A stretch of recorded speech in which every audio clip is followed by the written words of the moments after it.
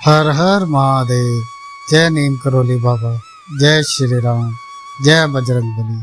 नमस्कार दोस्तों, एक बार फिर से आप सभी का स्वागत है आपके अपने चैनल रिंकी स्टोरीज में।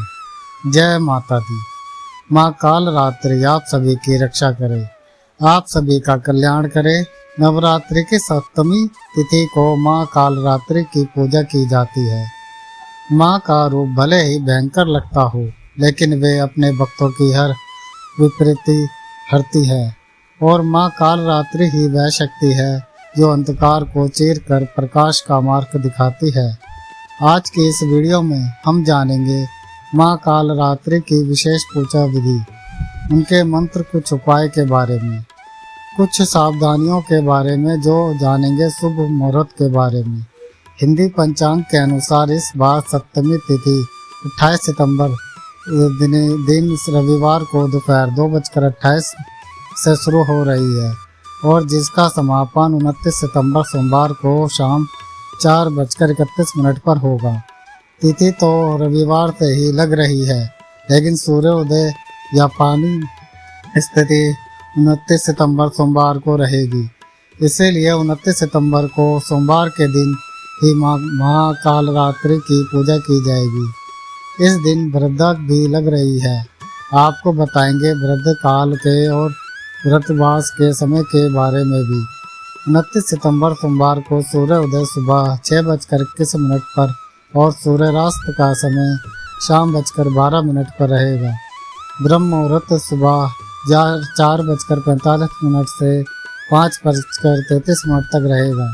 राहु काल सुबह 7:30 बजे से 9 बजे तक रहेगा। तो सुबह की पूजा आप ब्रह्म मुहूर्त से लेकर 7:25 तक कर लें तो ज़्यादा सही रहेगा। राहु काल का समय आप राहु और केतु ग्रह से संबंधित लोहे आदि का दान दे सकते हैं। कोई भी नया काम राहु काल के समय प्रारंभ ना करें। माँ काल रात्रि की पूजा निश्चित काल मुहूर्त में भी की जाती है, जो कि आज रात 11:47 से देर रात 12:36 तक रहेगा। शाम की पूजा आप शाम 6:09 से 7:22 के बीच में कर सकते हैं और व्रत काल 29 सितंबर सोमवार को शाम 4:31 से लेकर अगले दिन सुबह 5:23 तक रहेगी। लेकिन परेशान होने की आवश्यकता नहीं है, क्योंकि व्रत का वास इस बार पाताल लोक में रहेगा। इसीलिए पूजा पाठ आप इस दौरान कर सकते हैं। लेकिन जहाँ तक हो सके कोई नया काम आदि आप करना चाहते हैं, किसी शुभ काम की शुरुआत आदि करना चाहते हैं, तो क्योंकि आज वृद्धा है तो वृद्धा काल के समय यह काम करने से बचे तो ज़्यादा सही रहेगा। माँ काल रात्रि का पीला रंग लाल है और आज के दिन माँ को लाल रंग की सामग्री जैसे लाल पुष्प, लाल रंग के भोग जैसे अनार का भोग लगा सकते हैं। इसके अलावा गुड़ और शहद का भोग भी माता रानी को अति प्रिय है। आज हम सभी माँ काल रात्रि की पूजा कर रहे हैं और जीवन का अंतिम सत्य केवल काल यानी मृत्यु ही है। माँ का यह स्वरूप हमें काल के सत्य का साक्षात्कार कराता है। माँ का यह दिव्य रूप नकारात्मक ऊर्जा, भूत प्रेत, दानव, पिशाच आदि का क्षय कर देता है। हर व्यक्ति मृत्यु के भय से भयभीत होता है, लेकिन माँ काल रात्रि की उपासना भक्त को निश्चित और निडर बनाती है। कई बार गिराव के अशुभ प्रभाव के कारण भक्तों को बहुत सारी बाधाओं का सामना करना पड़ता है, यहाँ तक कि मृत्यु बाधा भी आ जाती है। किंतु माँ काल रात्रि अग्नि, जल, शत्रु और जानवर आदि के भय से भी अपने भक्तों को मुक्ति प्रदान करती है। माँ काल रात्रि का यह स्वरूप अत्यंत भयानक और उग्र है। भयानक स्वरूप रखने वाली माँ काल रात्रि अपने भक्तों को शुभ फल प्रदान करती है। घने अंधकार की तरह माँ के केश गहरे काले रंग के हैं। त्रिनेत्र, बिखरे हुए बाल और प्रचंड स्वरूप में माँ दिखाई देती है। माँ के गले में विद्युत जैसी छवि देने वाली सफ़ेद माला दिखाई देती है।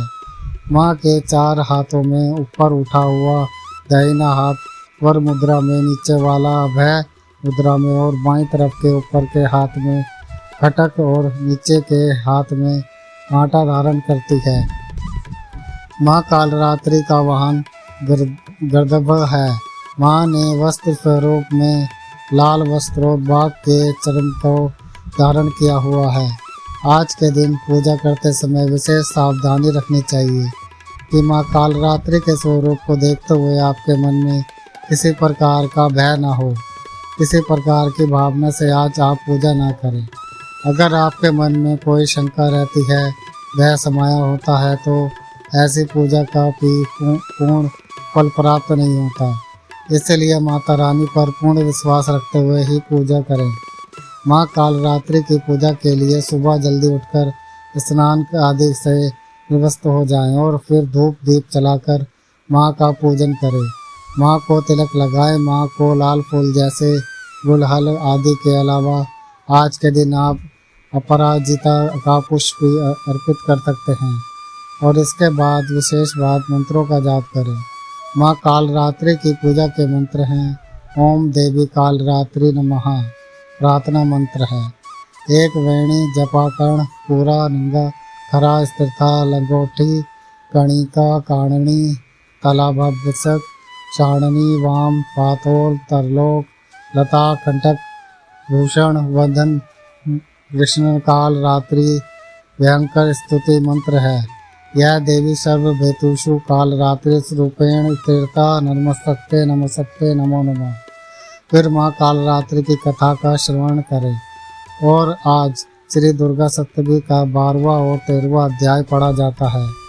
इसके साथ ही सभी 13 अध्याय समाप्त हो जाते हैं और अगले दिन अष्टमी तिथि की पूजा में मूर्ति रहस्यमयी और देवी सूत्रस्त्र आदि का पाठ किया जाता है। कथा श्रवण आदि करने के बाद यदि कोई विशेष पाठ आपको करना हो वह आप कर सकते हैं और उसके बाद कपूर जलाकर आरती करें और माँ को भोग में अनार गुड़ शहद आदि का भोग लगाएं। पंचमेवा का भोग भी लगा सकते हैं और मौसमी फल या फलों का जूस भी माँ को अर्पित कर सकते हैं।